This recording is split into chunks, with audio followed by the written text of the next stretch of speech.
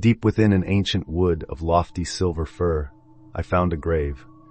Time had weathered away the name, but there in the shallow recesses grew the striking violet lichen. There is a cure, a terrible cure, one that rattles and twists your bones, the old woman said. You need only find the lichen that seeks the dead. And so I did. I scraped it from the somber stone and stored it in my pouch, eager to return to my bedridden sister in the hut of that old hag. The pox had claimed her skin. For weeks I watched as she writhed in agony, begging for reprieve, but nothing I dared give her would suffice. Take me to the witch, she said one night, through pain-induced delirium. The witch of the wood knows the way, the wordling way of old. Like all children, I knew the tale. I knew to stay out of that wood. But as I looked at the crumpled form of my kin, her eyes pale and hair black with sweat, I found no strength to deny her. Woven from twisted branches and covered in moss, the old woman's hut lay in a small forest clearing where the fog saw fit to settle. Not a bird sang here. The only sound was the cracking of a meager fire and the humming of the old women who stoked it. Did you bring it, child? The old woman said. I think so, I replied. And the gold? You'll get the gold when she's better. It was a lie, of course. We did not have 2 pennies to rub together, much less her well-known fee. Stooped over the fire, she held back a knobbled hand. Quick, boy, the lichen. It must boil for an hour, and the girl has little time. In the corner, my sister slept, her breath ragged and slow. Does it truly work? I asked, handing over the precious plant. If you are strong enough, and if you are not, the old woman turned. Her face was wrinkled and dirt had long settled in the creases.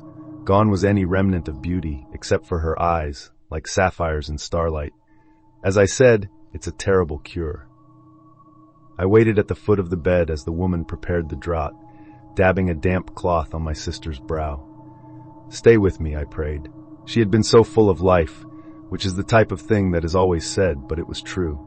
She loved climbing a twisted pine or dipping her toes in the ember flow while I swam. Never have I known someone so kind, and even though she detested spiders, on the principle of having far too many legs, she would cup them with her hands and shoo them outside.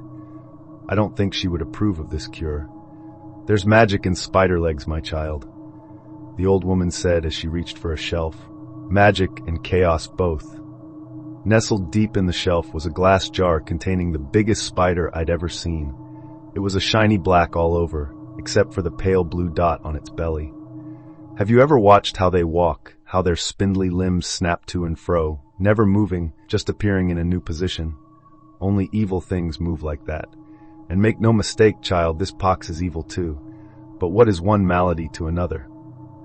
And with that, she opened the jar and yanked off a leg. Sent into a frenzy, the poor creature jolted and scrambled helplessly along the glass walls of its prison. And what does the lichen do? I asked. Is it evil as well?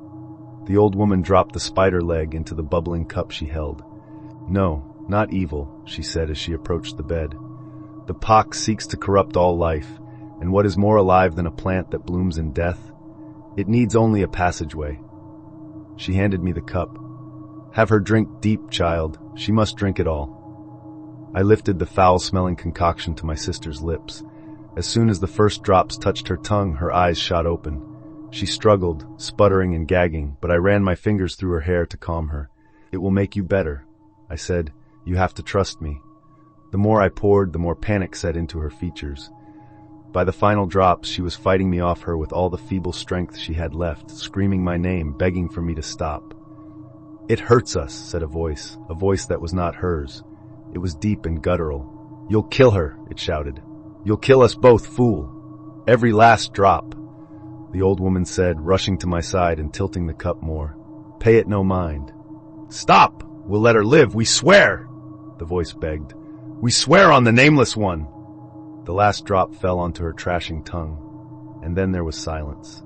I waited without breathing for a sign of life, anything, any hint or whisper of movement, but she did not stir. She was gone. I am sorry, my child.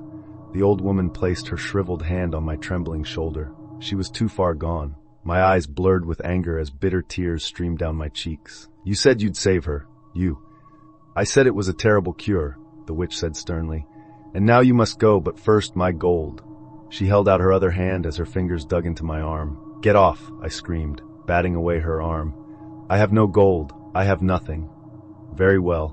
From within her cloak she drew a cruel-looking blade. "There are other things you can give me. An eye, perhaps? Many things call for an eye." I backed to the wall. There was no way out. She stood between me and the doorway. "Come now, child, I'll make it quick," she said as she stepped ever closer. "Stay away from me, you witch," I pleaded. "Don't touch me, please." Snap! The sound stopped us both. From the bed came a horrid noise, like branches breaking in a storm.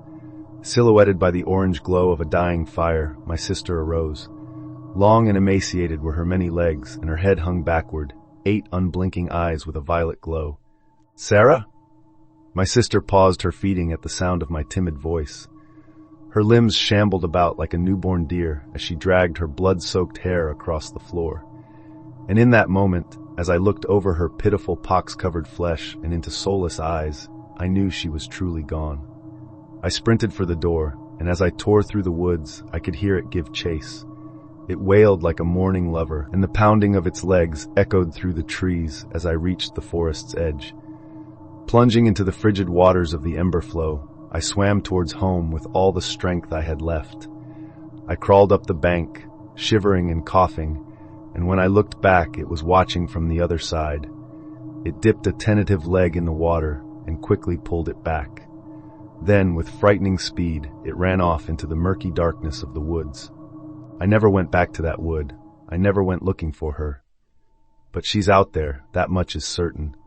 Some nights I hear her screams on the wind, though the doctor says it's all in my head. If you're ever in the woods and you hear many legs, make for the river. She never did learn to swim.